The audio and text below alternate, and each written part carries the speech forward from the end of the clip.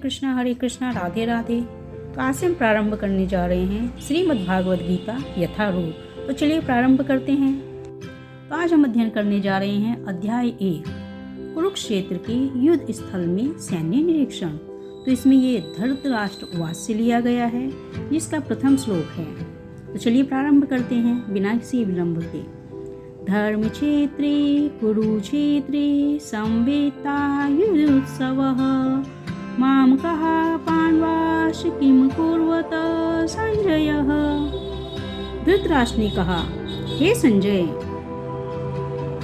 धर्म भूमि कुरुक्षेत्र में युद्ध की इच्छा से एकत्र हुए मेरे तथा पांडु के पुत्रों ने क्या किया।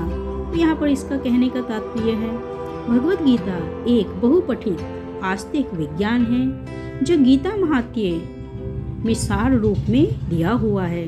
इसमें यह उल्लेख है कि मनुष्य को चाहिए कि वह श्री कृष्ण के भक्त की सहायता से संवेक्षण करते हुए भगवत गीता का अध्ययन करे और स्वार्थ प्रेरित व्याख्याओं के बिना उसे समझने का प्रयास करे।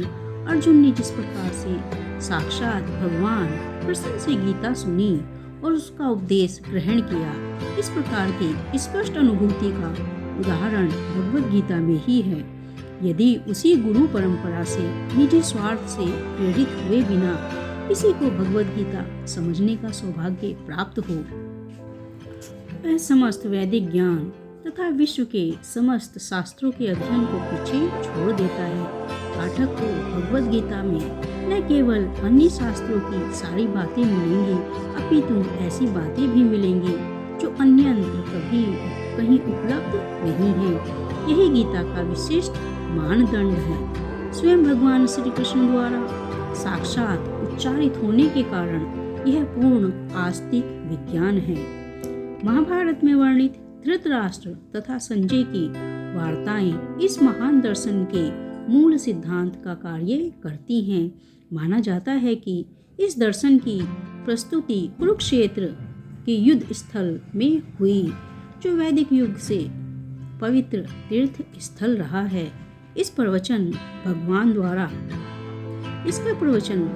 द्वारा मानव जाति के पथ प्रदर्शन हेतु तब किया गया जब वे इस लोक में स्वयं उपस्थित थे। धर्म क्षेत्र शब्द सार्थक है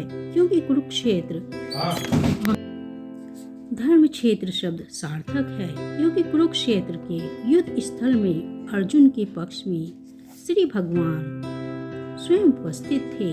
कौरवों का पिता धृतराष्ट्र अपने पुत्रों की विजय की संभावना के विषय में अत्यधिक संदिग्ध था। अतः इसी संदेह के कारण उसने अपने सचिव से पूछा। उन्होंने क्या किया? वह आश्वस्त था कि उसके पुत्र तथा उसके भाई पांडु के पुत्र कुरुक्षेत्र की युद्ध भूमि में निर्णायक संग्राम के लिए एकत्र हुए हैं। फिर भी उसकी जिज्ञासा सार्थक है। वह नहीं चाहता था कि भाइयों में कोई समझौता हो, अतः वह युद्ध भूमि में अपने पुत्रों की नियति के विषय में आश्वस्त होना चाह रहा था। चूँकि इस युद्ध को कुरुक्षेत्र में लड़ा जाना था, जिसका उल्लेख वेदों में स्वर्ग के निवासियों के लिए भी तीर्थ स्थल के रूप में हुआ है, अतः धृतराष्ट्र अत्यंत भयभीत था कि इस पवित्र स्थल का युद्ध के परिणाम पर न जाने कैसा प्रभाव पड़े। उसे भली भांति ज्ञात था कि इसका प्रभाव अर्जुन तथा पांडु के अन्य पुत्रों पर अत्यंत अनुकूल पड़ेगा, क्योंकि स्वभाव से ही वे सभी पुण्यात्मा थे। संजय श्री व्यास का शिष्य था, अतः उनकी कृपा से संजय धृतराष्ट्र के कक्ष में बैठे बैठे कुरुक्षेत्र के युद्ध स्थल का दर्शन कर सकता था। इसलिए धृतराष्ट्र ने उससे युद्ध स्थल की स्थिति के विषय में पूछा। पांडव तथा धृतराष्ट्र के पुत्र दोनों ही एक वंश से संबंधित हैं, किंतु यहाँ पर धृतराष्ट्र के वाक्य से उसके मनोभाव प्रकट होते हैं। उसने जानबूझकर अपने पुत्रों को कुरु कहा तथा पांडु के पुत्रों को वंश के उत्तराधिकारी के विलग कर दिया।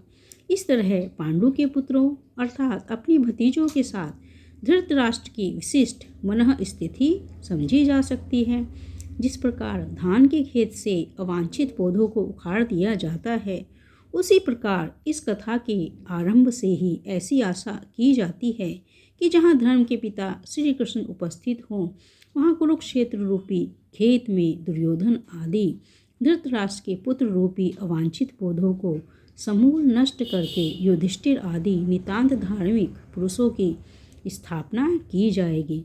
यह धर्म क्षेत्र तथा कुरुक्षेत्र शब्दों की उनकी ऐतिहासिक तथा वैदिक महत्ता के अतिरिक्त यही सार्थकता है। यही इस श्लोक का अर्थ है। आशा करती हूँ श्लोक आपको पसंद आया होगा और अर्थ भी पसंद आया होगा। पसंद आया तो चैनल को सब्सक्राइब कीजिए, लाइक और शेयर कीजिए ताकि लगातार आपको अन्य श्लोक भी अनवरत गति से प्राप्त होते रहें। और अंत में फिर से एक बार हरे कृष्णा राधे राधे।